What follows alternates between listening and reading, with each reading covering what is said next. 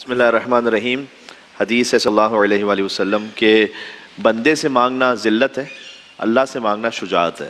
ہائے ہائے، بندے سے مانگتے ہیں تو ایک ذلت ہے، بہرحال اللہ سبحانہ وتعالیٰ کی بارگاہ میں مانگے تو شجاعت ہے۔ بندہ دے دے تو منت ہے، اللہ دے دے تو رحمت ہے۔ بندہ نہ دے تو خفت ہے، اللہ نہ دے تو حکمت ہے۔ واہ واہ، تو اللہ سبحانہ وتعالیٰ کی بارگاہ سے کوئی دعا کبھی رد ہوتی ہی نہیں ہے۔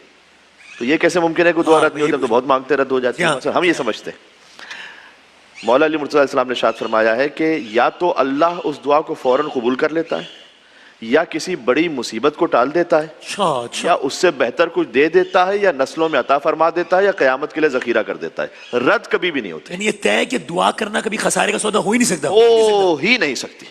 یا اللہ سبحانہ وتعالیٰ کسی اور بڑی مصیبت کو دفع کر دے گا، یا نسلوں میں عطا کر دے گا، یا قیامت کے لیے ذخیرہ کر لے گا کہ جب انسان قیامت میں پہنچے گا تو اس کے نامہ اعمال میں بہت ساری نیکیاں ایسی ہوں گی جو اس نے نہیں کی ہوں گی۔ کہ پروردگار یہ کون سی نیکیاں ہیں؟ کہ یہ وہ دعائیں تھیں کہ جو تو نے مانگی تھی، ہم نے کسی حکمت کی وجہ سے نہیں دی تھی اور تو نے صبر کیا تھا۔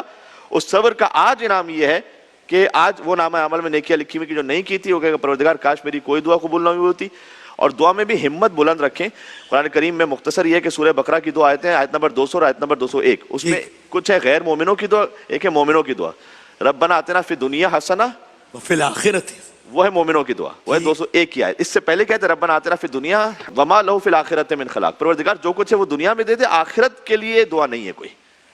یہ بھی دعا ہے قرآن میں کہ فقط دنیا کے لیے دعا ہے۔ اور اس کے بعد کا ربنا آتنا فی الدنیا حسنہ وفی الآخرۃ حسنہ وقنا عذاب النار، مومنوں کی دعا یہ ہے کہ پروردگار دنیا کے حسنات دے، آخرت کے حسنات دے۔ ایک شخص آیا نبی کریم کے پاس، اس نے طائف میں ایک مقام پر جب حضور لہو لہان تھے تو حضور کی خدمت کی تھی، پانی پلایا تھا۔ ایک مرتبہ آیا حضور کے پاس بعد میں اور آگے کہا آپ کو یاد ہے کہ میں نے آپ کی خدمت کی تھی، تو اس کے عوض میں کچھ چاہتا ہوں۔ تو حضور نے کہا مانگو۔ اس نے کہا مجھے 200 بکریاں چاہیے۔ تو حضور نے سر جھکایا اور کہا کاش اس نے وہ مانگا ہوتا کہ جو بنی اسرائیل کی ایک عورت نے مانگا تھا تو موسیٰ علیہ السلام سے۔ تو صحابہ کرام نے کہا یا رسول اللہ کیا مانگا تھا؟